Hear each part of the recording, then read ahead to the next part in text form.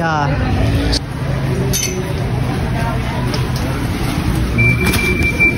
Dito, so kailangan po natin na which is naghabol po. Kaya natin mabilis kasi paalis na po yung si Jet, guys. Ay, makasama po.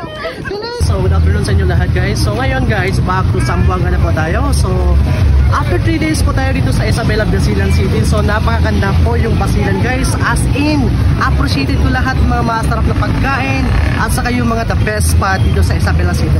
So, mga ka-adventure, kung gusto nyo mag-tourist dito sa Isabela, Basilan, naku guys, hindi kayo magsisi, napakaganda. Especially yung mga pagkain dito, saka mga street food, the best.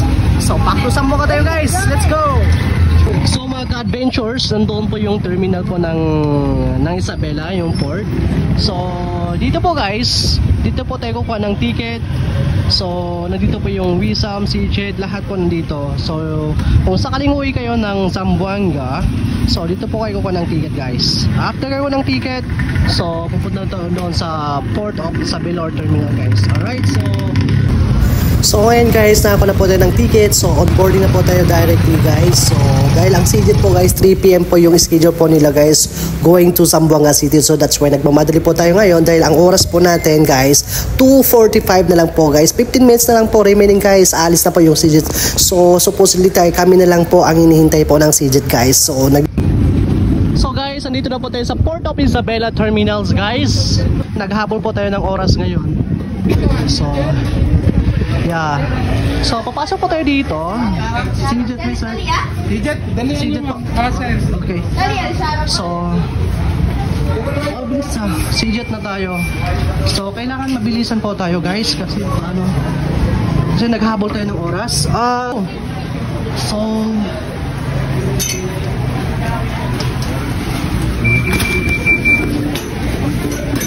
ayan, kailangan guys i-check lahat. So ayan, marami na po naghihintay dito guys. So kailangan naghabol po tayo ng oras. Alright, let's go. Kailangan under po siya ng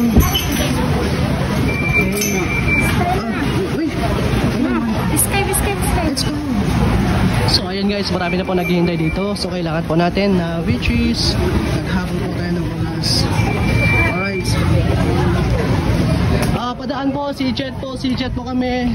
Okay, let's go guys. So, ayan. Where's the other? So, ayun na po yung Seajet guys. So, yun na lang hinintay natin. Hintayin natin mabilis. Kasi paalis na po yung Seajet guys. Ay, ito po yung sasakyan po natin. So, kailangan po natin hintay. Ay, makasama po. Bilis! Tayo na lang po kasi ang hinihintay guys dahil special po tayo, special VIP po tayo guys, VIP.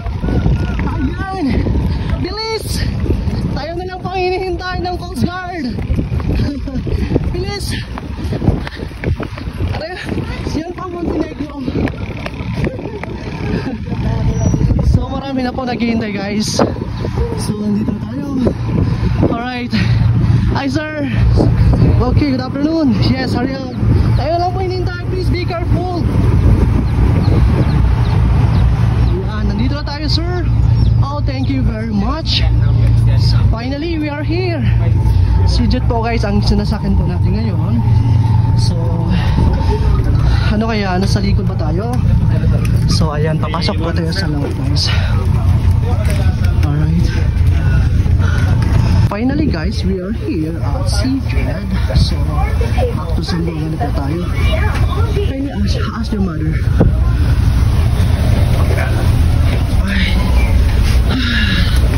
Ayan guys. So, dito po tayo sa baba guys. So, dito po yung available seat po natin yung sa baba. Alright. So, kailangan sa baba po tayo. Marami na po naghihintay dito guys. So, ito po yung mga available na upuan ng mga passengers. Alright. So, napakalaki pala yung Seajet guys. As you can see, ito, lahat to. Almost walang So guys, nandito na po tayo sa loob ng Seajet guys. Ang Seajet kasi guys, the same lang po yan siya sa Wisam. So, as you can see guys, paalis na po kami guys. Okay. So, ayan guys, paalis na po tayo guys.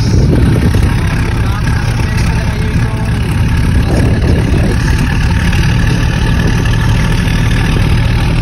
So ito po yung port ng Isabela Basilan. So after 3 days po natin tayo dito guys, nag-explain po tayo ng 3 days. Napaka the best yung mga venue po nila, yung mga spot, pagkain, lahat. Especially yung mga tao, nako, napaka the best talaga guys. Ito na po yung Stephanie guys. Paalis na po tayo. Ito na po yung Montenegro.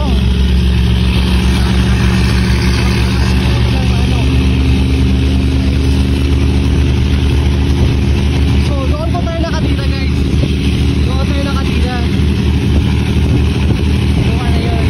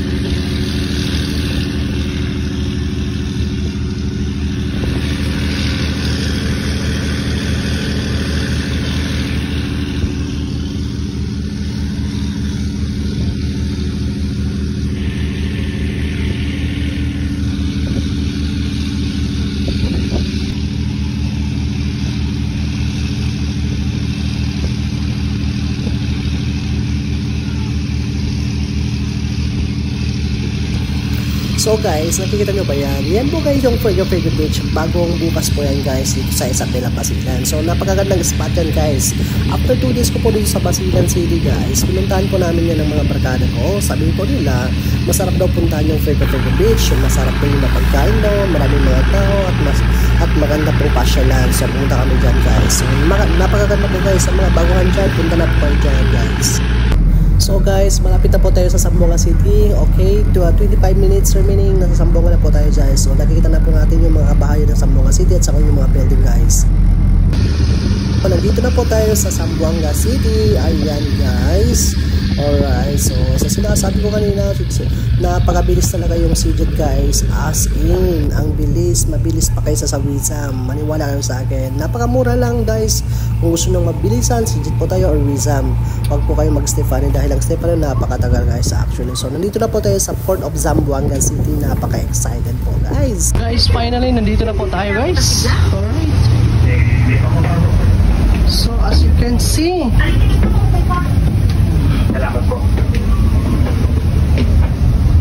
so ayan, nakapila na rin yung mga ibang tao guys. Pati yung mga postcard, mag-entay ko dyan, yung mga postcard.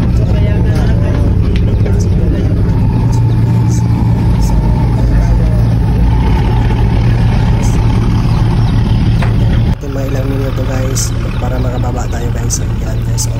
So itong Wizam 2 na ito po guys, operation din po yan papunta ng Basilan guys, Isabela. So that's why may last trip pa yung Wizam 2 niyan guys. So sabi daw nila mabilis daw yan kaysa sa CJET, pero para sa akin the same lang dahil kung ano ang CJET at Wizam halos magkapareho din po yan sila, pero depende lang po sa pamasahe guys. So ayan, may naghihintay na po guys yung bus na yan guys. So guys, bababa na tayo guys dahil may hagdanan na, may stairway na po guys. Ayan. So bababa na po tayo guys from barko to port. Ayan. So guys, pag Pagdating mo dito sa port, so may nakaabang na po mga bus. Ang kagandahan ngayon dito sa Zamboanga City, pagdating mo dito, yung bus po guys, nakaabang na po yan. So hindi ka na po maglalakad doon, bus na lang po yung kukuha sila dito guys. Ganito na po ka digital yung Zamboanga City. Hindi na tulad doon na maglalakad ka pa. So ngayon, bus na lang po yung susundo sa'yo. So ngayon, ayun guys, yung bus po guys, masundo po tayo. Ngayon na po ang digital ngayon ng Zamboanga City. Pagdating mo tayo sa port, may bus na. Hindi na tulad ng dati na naglalakad ka pa. So ngayon, may sundo ka na. Ang lupit, diba? Hello guys, nandito na tayo sa Zamboanga City. Yes! Thank you!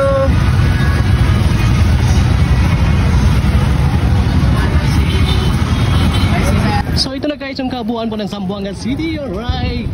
So mga followers ko po dyan, kung nami-miss nyo po yung Zamboanga City, so it's time for you para umuwi dito sa Pilipinas para mag-vacation, alright? So, as you can see guys,